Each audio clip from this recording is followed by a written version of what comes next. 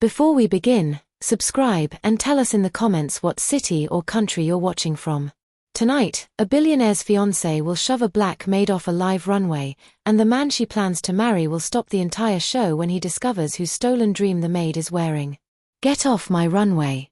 Lydia Marlowe's scream reached the cameras 1 second before both her hands struck Zara Bennett's shoulders. Zara stumbled backward in silver heels she had never worn before. The edge of the raised runway disappeared beneath her feet. Hundreds of guests gasped. She fell toward the marble floor. Billionaire Sebastian Cross abandoned his front row seat and caught her before her head struck the corner of a lighting platform. The orchestra stopped. Camera flashes exploded across the ballroom. Sebastian lowered Zara carefully, then stepped between her and Lydia. "Stop the show," he ordered. The livestream director hesitated. Lydia stared at him. "Sebastian, she ruined my collection." "I said stop it." Every screen inside the Cross Grand Hotel went black, but millions of online viewers had already seen the billionaire's fiancé shove a black maid from the runway. Only 20 minutes earlier, Zara had been backstage collecting empty glasses and discarded garment bags. The charity fashion gala was meant to launch Lydia's new luxury clothing line while raising money for women rebuilding their lives after workplace injuries. Zara understood the bitter irony. Her own mother had spent 30 years sewing formal dresses inside poorly ventilated factories. After a machinery accident damaged her hands, the company dismissed her without compensation. Zara had learned sewing beside her mother before becoming a maid to pay their rent and medical bills. She could recognize skilled stitching from across a room. She could also recognize stolen work. That evening, while cleaning Lydia's private dressing suite, Zara noticed a golden evening gown hanging separately from the main collection. Inside the hem was a pattern of 7 tiny blue stitches. Her mother's signature. Evelyn Bennett had used those 7 stitches on every original design she created. "Don't touch that dress." Lydia entered wearing a jeweled white gown, followed by 2 assistants. Zara released the fabric. "Where did you get it?" Lydia looked offended. "You don't question me about my own collection. This design belonged to my mother." One assistant laughed. "Your mother designed couture? She worked for Marlowe Textiles 22 years ago." Lydia's expression tightened. "Then she sewed what my family paid her to sew. She created this pattern at our kitchen table." Zara pointed to the embroidered collar. "I watched her draw those curved leaves after my 10th birthday." Lydia stepped closer. "Workers don't own what they produce. My mother was never paid for this design. And now her daughter is cleaning the room where it will become famous. Life can be wonderfully efficient." Zara's hands curled at her sides. Before she could answer, chaos erupted near the runway entrance. The lead model wearing Lydia's closing gown had collapsed after the dress's metal corset cut into her skin. The replacement model was trapped across town in traffic. The show director rushed into the suite. "We need someone the same height immediately." His eyes landed on Zara. "No," Lydia said. The director studied Zara's frame. "The gown will fit her. She is a maid. She is also the only woman backstage with the right measurements."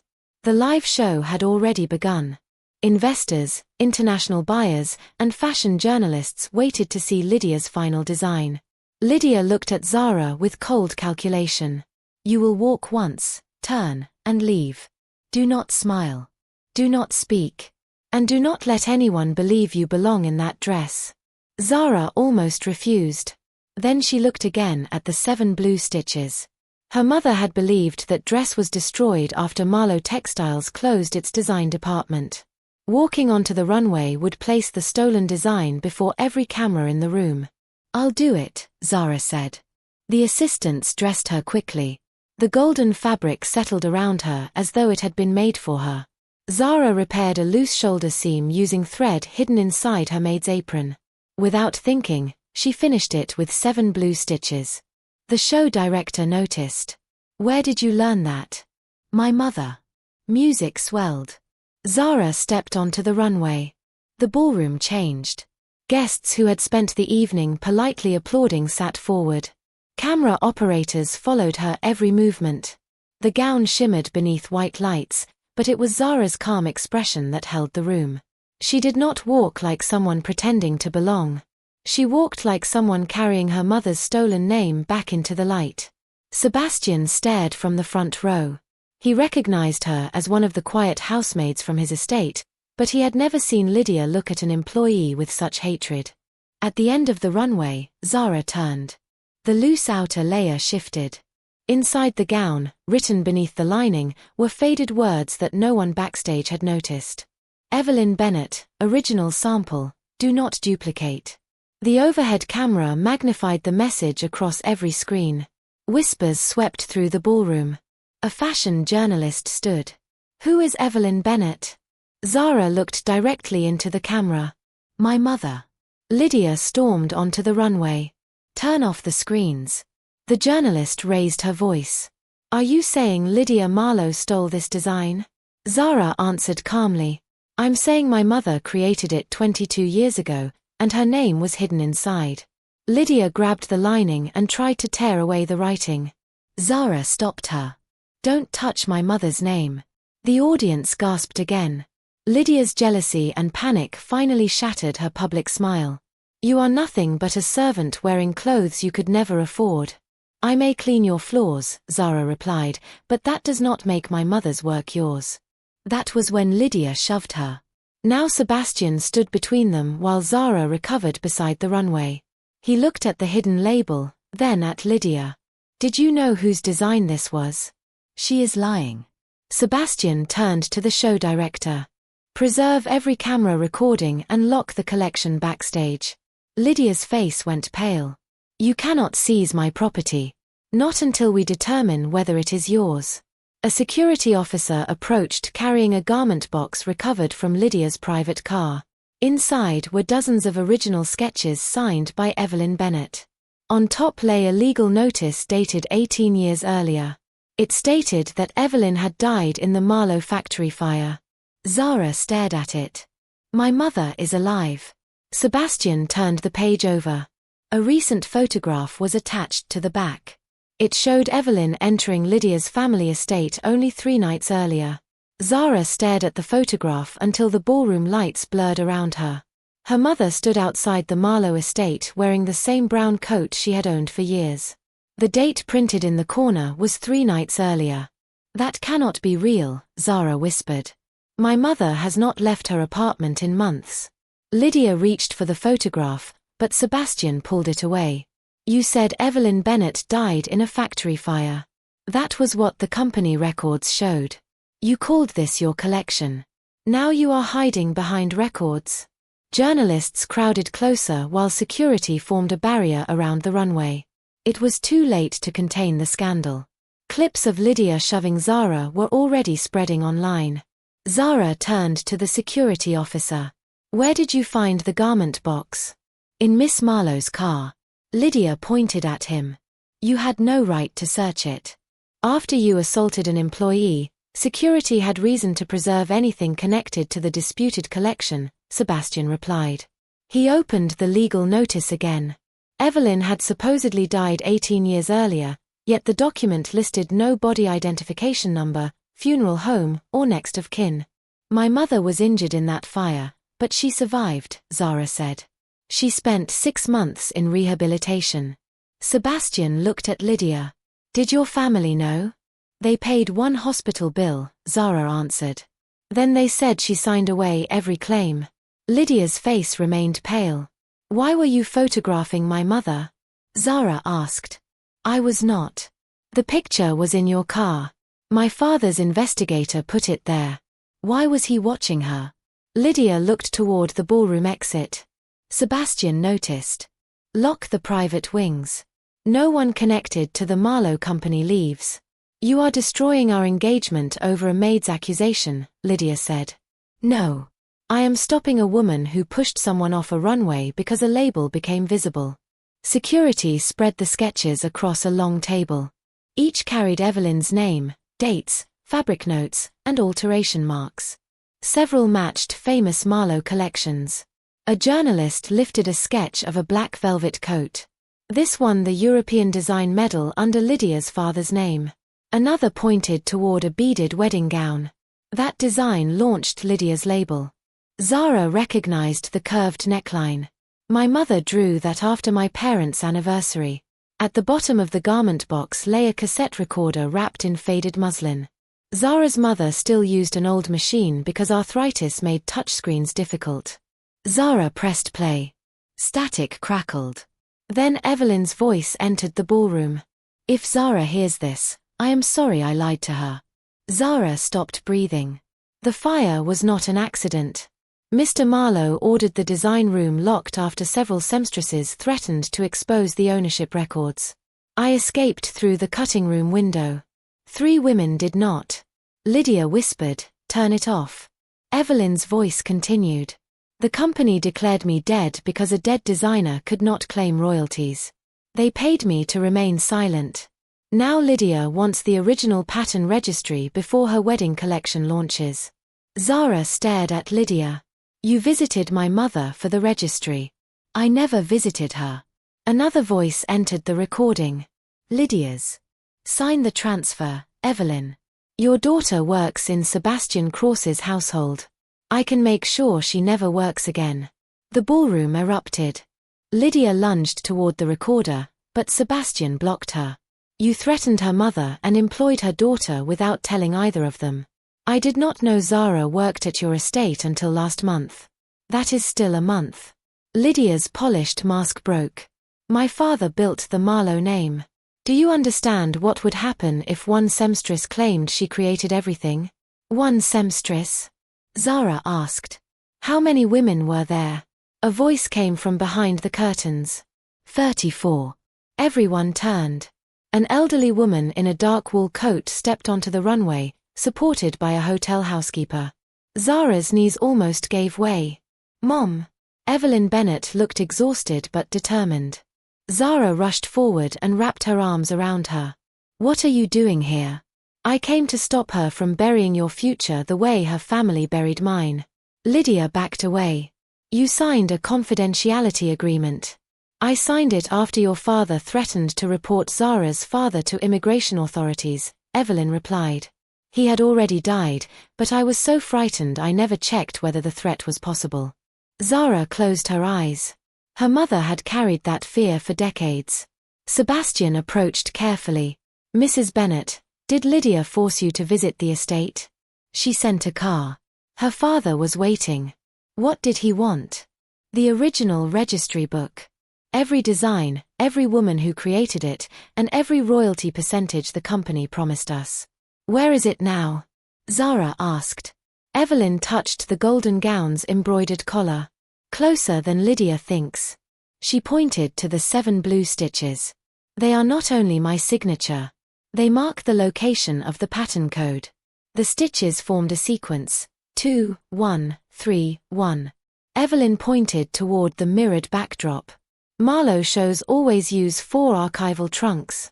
Second trunk, first drawer, third panel, first latch. Security followed the sequence. Inside the hidden compartment they found a leather-bound registry and dozens of employment agreements. Sebastian opened it. Each design listed the woman who created it. Most had never received credit or royalties. The final pages contained payments from Marlowe Textiles to private clinics after the fire. One name appeared beside every authorization. Arthur Cross. Sebastian's late father. He stared at the signature. My father financed Marlowe Textiles. Evelyn nodded. He also paid for the silence agreements. Zara looked at Sebastian. His inheritance had helped purchase the silence surrounding her mother. Before he could respond, the mirrored backdrop exploded inward. Guests screamed as smoke filled the runway. A man in a grey suit seized the registry and ran through the service corridor. Lydia shouted, "Father!" Victor Marlowe disappeared behind the curtains carrying the only complete record of the stolen designs. The hotel fire system announced an evacuation. Sebastian's security chief checked the alarm panel. There is no fire. The ballroom doors unlocked automatically. Hundreds of guests surged toward the exits, giving Victor the confusion he needed. Zara looked down and saw a red laser dot moving across her mother's coat. Get down. She pulled Evelyn behind the runway as a shot shattered the mirrored wall. Sebastian covered them while security rushed toward the balcony. Lydia stood frozen in the middle of the runway. Her phone rang. Victor's voice came through the speaker. Bring Zara and the golden gown to the old Marlowe factory. Why the gown? Because Evelyn hid more than a code inside it. The line ended. Evelyn gripped Zara's hand. What is inside the gown? Sebastian asked. Evelyn looked toward the 7 blue stitches. The only physical proof that the factory fire was ordered. Outside, Victor's car burst through the hotel gates. And beneath the runway lights, the golden gown began to beep. The beeping inside the golden gown grew faster. Sebastian pulled Zara and Evelyn away from the runway while his security chief examined the embroidered collar. Do not cut the fabric, Evelyn warned. The proof is hidden between the lining and the original pattern layer. The chief carefully opened the seam beside the 7 blue stitches. A tiny metal capsule fell into his palm. It was not a bomb. It was an old digital recorder connected to a fading battery. The beeping is a low-power warning, he said. Evelyn nodded. I placed it there the night of the factory fire. Zara stared at her mother. You carried evidence inside a dress for 22 years? I knew Victor would search my home, my bank box, and every document I owned. He never imagined the proof was sewn into the design he stole. Sebastian pressed the playback button. The first recording contained machinery, shouting, and the distant ring of a factory alarm. Then Victor Marlowe's younger voice entered. Lock the design room doors until they sign. A second man answered. What about the solvents? They will frighten them. Nothing more. The next voice belonged to Arthur Cross, Sebastian's father. The insurance inspection is tomorrow. Burn the original agreements and blame the electrical system. Sebastian closed his eyes. His father had not merely financed the silence after the fire. He had helped order it. The recording continued with women pounding against locked doors. Evelyn could be heard screaming for someone to open the cutting room window. Then came an explosion. The device clicked off. Zara looked at Sebastian. Your father knew women were trapped inside. Yes. You inherited everything he protected. Yes. He did not offer an excuse. Evelyn took the capsule. This recording proves intent, but Victor stole the registry containing the victims' names and ownership agreements. We need both. Zara looked toward the hotel gates.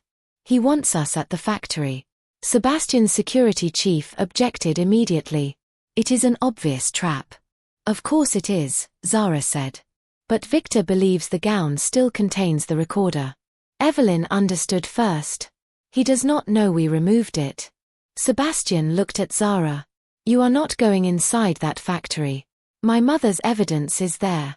The registry is there. And Victor just fired at you. He fired because he is afraid. That does not make him less dangerous. Zara stepped closer. You stopped the live show when Lydia pushed me, but this did not begin on your runway. It began with women who were locked inside a factory while rich men decided their work and lives were disposable. Sebastian held her gaze. I am not asking you to remain silent. You are asking me to stand somewhere safe while other people recover what belongs to my family. Evelyn touched Zara's arm. We go together, but not according to Victor's plan. 30 minutes later, an armored vehicle carried Zara, Evelyn, Sebastian, Lydia, and a tactical team toward the abandoned Marlowe factory. Lydia sat opposite Zara, still wearing her jeweled gown. You should change, Zara said. That dress will slow you down. Lydia laughed bitterly. You are worried about me now? No. I am worried you will become another person everyone has to rescue. Lydia removed the long jeweled train without arguing. Sebastian watched her. Why did your father demand Zara? The registry identifies every stolen design. But Zara is also Evelyn's legal heir. Victor needs both of them to sign a new ownership release. And me? Sebastian asked. My father believes your signature can protect the Cross estate from prosecution. Sebastian looked toward the dark factory ahead. He is wrong. The building stood beside an abandoned railway line. Broken windows reflected the headlights, and a faded Marlowe Textiles sign hung above the loading entrance. Victor had left the doors open. Inside, rows of rusted sewing machines sat beneath hanging dust. Old fabric rolls covered the floor like abandoned bodies. A spotlight illuminated the central cutting table. The stolen registry rested on it. Victor stood behind Evelyn's former work chair with a pistol in his hand. "You brought security," he said. Sebastian stepped forward. "You brought a rifle to a fashion show." Victor smiled. "Your father would have understood necessity. My father was a criminal. He was practical." Zara wore the golden gown beneath a long coat. Victor pointed toward her. "Remove it and place it on the table." She obeyed slowly. The golden fabric appeared beneath the factory lights. Victor's eyes fixed on the 7 blue stitches. "Open the lining." Zara pretended to struggle with the seam. "You already searched the gown 22 years ago," Evelyn said. "You found nothing. I did not know what your stitching meant then. And you still don't." Victor struck the registry with the pistol. "I know the recorder proves Arthur, and I ordered the fire." Lydia stared at him. "You told me the fire was caused by workers smoking near solvents. I told you what protected the family. 3 women died. 3 employees refused to sign contracts." Zara's hands stopped moving. Victor had just admitted the motive while Sebastian's security team recorded from outside. But Victor seemed unconcerned. He pressed a remote. Steel shutters dropped over every exit. The tactical team was cut off. A red light activated above the ceiling. Evelyn looked up. "The solvent system." Victor smiled. "The old pipes still work." A sharp chemical smell spread through the factory. Sebastian moved beside Zara. "You planned to burn this place again. This time, every loose end disappears." Lydia stepped toward her father. "You brought me here too. You failed publicly. The Marlowe name cannot survive your testimony." Her face went empty. All her life, Lydia had believed cruelty secured her place inside her family. Now she understood that she had never been family to Victor. She had only been useful. Victor pointed the pistol toward Zara. "The recorder." "It isn't in the gown," Zara said. His expression changed. Sebastian held up the metal capsule. "We removed it at the hotel. Copies are already with federal investigators." Victor fired. Sebastian pulled Zara behind the cutting table as the bullet struck a metal frame. Lydia screamed and dropped to the floor. Evelyn grabbed the registry. Victor crossed the room and struck her hand. The book fell open beside one of the old sewing machines. Loose pages scattered. Zara saw signatures, payment percentages, and photographs of the women who had created Marlowe's most famous designs. Victor raised the pistol toward Evelyn. Lydia threw herself against him. The shot struck the ceiling. Sebastian tackled Victor while Zara dragged Evelyn away. The 2 men crashed into a line of fabric shelves. Victor dropped the remote. Lydia reached for it, but a metal grate opened beneath her feet.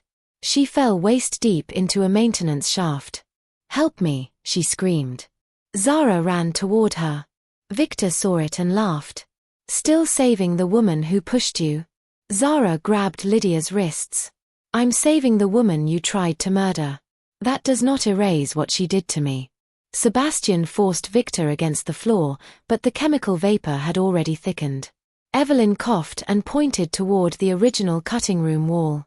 There was an emergency exhaust switch beside the window. Zara looked across the factory. The switch was behind a row of burning solvent pipes. Victor had ignited the first line. Flames climbed toward the ceiling. Lydia's grip slipped. Zara pulled harder while Sebastian restrained Victor with a torn electrical cable. Evelyn gathered the registry pages into her coat. Then the old factory speakers activated. A recorded countdown announced that the main solvent tanks would release in 4 minutes. Sebastian tried the steel shutter. Locked. Victor smiled through blood on his lip. The manual release requires 2 fingerprints, mine and Lydia's. Everyone looked toward the maintenance shaft. Lydia was no longer moving.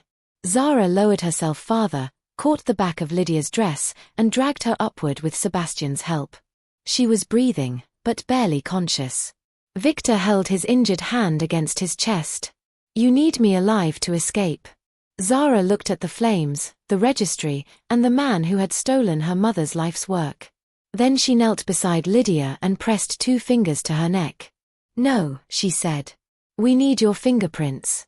She tore a clear adhesive strip from the gown's protective lining, pressed it against Victor's fingertips, and lifted the prints. Evelyn stared at her.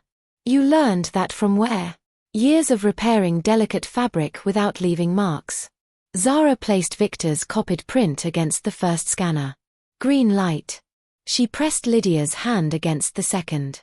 The shutter controls activated. But instead of opening the exits, a hidden compartment beneath the cutting table unlocked. Inside were videotapes, insurance files, and a list of payments connected to dozens of factory fires across the country. Victor had not committed one crime. He and Arthur Cross had built an entire business around destroying factories after stealing workers' designs and benefits. The exit remained sealed. The countdown reached 2 minutes. Then Zara saw one final label inside the compartment. Emergency door control, authorized by Arthur Cross. The escape system required Sebastian's family authorization. He placed his hand on the scanner. The screen turned red. Access denied. Sebastian Cross listed as terminated. Victor began laughing. "Your father removed you from the system the day before he died." Sebastian looked at the flames closing around them. "Then who still has Cross authorization?" Evelyn slowly lifted one page from the registry. At the bottom of the original factory partnership agreement appeared a name no one expected. Zara Bennett, beneficiary and controlling heir. Zara stared at the partnership agreement while flames climbed the factory walls. Her name was printed beneath a clause dated 2 months before her birth. "Any designs created by Evelyn Bennett shall pass to her first legal heir, with controlling authority over emergency property systems." Victor's face twisted. "That document is meaningless." Evelyn shook her head. "You made me sign it when you thought I was giving the company permanent ownership of my work. You never read the inheritance clause my attorney added." The solvent countdown reached 90 seconds. Zara placed her hand against the control scanner. For one terrifying moment, nothing happened. Then the screen turned green. Controlling heir verified. The steel shutters began rising. Fresh air rushed through the factory as Sebastian's tactical team entered. Officers pulled Lydia away from the maintenance shaft while firefighters attacked the burning solvent pipes. Victor tried to crawl toward the registry. Zara stepped on the cover before he could reach it. No more stealing names. Federal officers restrained him. The countdown continued. "Why hasn't the system stopped?" Sebastian shouted. Zara checked the control panel. Opening the exits had not cancelled the tank release. A second command required the controlling heir to choose between 2 emergency functions. Preserve archive. Or flood solvent storage. Selecting the flood system would destroy the underground archive. Preserving the records meant allowing the tanks to release. Victor laughed from the floor. "You wanted proof. Now decide whether it matters more than everyone's life." Zara looked at the registry pages, the insurance records, and the tapes documenting decades of crimes. Then she selected flood solvent storage. Water thundered through pipes beneath the floor. The solvent tanks shut down as the underground archive filled. Victor's smile vanished. "You destroyed everything." "No," Evelyn said, holding the registry beneath her coat. "We saved the records that mattered." Sebastian lifted the metal recorder. "And investigators already have your confession." The countdown stopped at 12 seconds. Firefighters brought the remaining flames under control. The factory survived, though several lower rooms flooded completely. Victor Marlowe was arrested for murder, attempted murder, arson, theft of intellectual property, fraud, witness intimidation, and conspiracy. The recordings recovered from the gown proved that he and Arthur Cross had ordered the original factory fire. The files found beneath the cutting table connected them to 9 other suspicious factory fires, hundreds of stolen designs, and insurance claims worth millions. Lydia was taken to the hospital with smoke inhalation and a fractured wrist. From her bed, she surrendered her private accounts, messages, and every design file connected to her father. Her cooperation helped investigators identify dozens of surviving seamstresses, but it did not erase what she had done. She had threatened Evelyn, stolen credit from working women, assaulted Zara on a live runway, and helped protect the Marlowe name after learning its history. The engagement ended immediately. Months later, Lydia pleaded guilty to assault, fraud, coercion, and evidence concealment. Her fashion company was dissolved, and her remaining assets were placed into a restitution fund for the designers whose work had built her family's fortune. Sebastian faced consequences too. He publicly released the recordings implicating his father and surrendered every Cross family holding connected to Marlowe Textiles. Rather than fighting the victims' claims, he asked an independent court to determine how much of his inherited wealth had come from stolen labor and burned factories. The answer was devastating. A large portion of the Cross fortune had been protected by insurance settlements and licensing income from designs Evelyn and other women created. Sebastian transferred those assets into a worker-owned trust. Evelyn Bennett's name appeared publicly on the golden gown for the first time. But she refused to claim the victory alone. At a press conference, she opened the recovered registry and read all 34 designers' names aloud. Some had died without recognition. Others watched from small apartments, care homes, and hospital rooms as the world finally learned who had created the famous Marlowe collections. Zara's mother received 22 years of unpaid royalties. So did every surviving designer or family named in the registry. The old Marlowe factory was rebuilt as a training and ownership center for garment workers. Designers retained legal rights to their creations, and no company could display a collection without identifying the people who made it. Sebastian offered Zara leadership of the Cross Fashion Foundation. She declined. "I don't want another wealthy family deciding when workers deserve credit." "What would you accept?" he asked. A cooperative controlled by the designers and seamstresses. Sebastian agreed to fund it without owning it. The workers elected Zara as its first creative director. 1 year after the live runway scandal, the golden gown returned to the same hotel ballroom. This time, Evelyn sat in the front row. Zara walked onto the runway wearing a new version of the dress, restored with her mother's permission. 34 names were embroidered inside the flowing train, each visible to the cameras. Sebastian stood among the audience, not beside the stage as an owner, but as a guest. After the show, a journalist asked Zara whether she regretted wearing Lydia's gown that night. "It was never Lydia's gown," Zara replied. That was the truth she tried to push off the runway. Evelyn joined her daughter beneath the lights. The audience rose for both of them. Lydia had believed shoving a black maid would remove her from the story. Instead, the live show revealed the woman behind the uniform, the mother behind the stolen masterpiece, and the workers hidden beneath a luxury empire.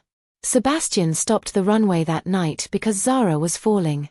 But real justice began when he stopped protecting the fortune that had pushed women like her mother down for decades.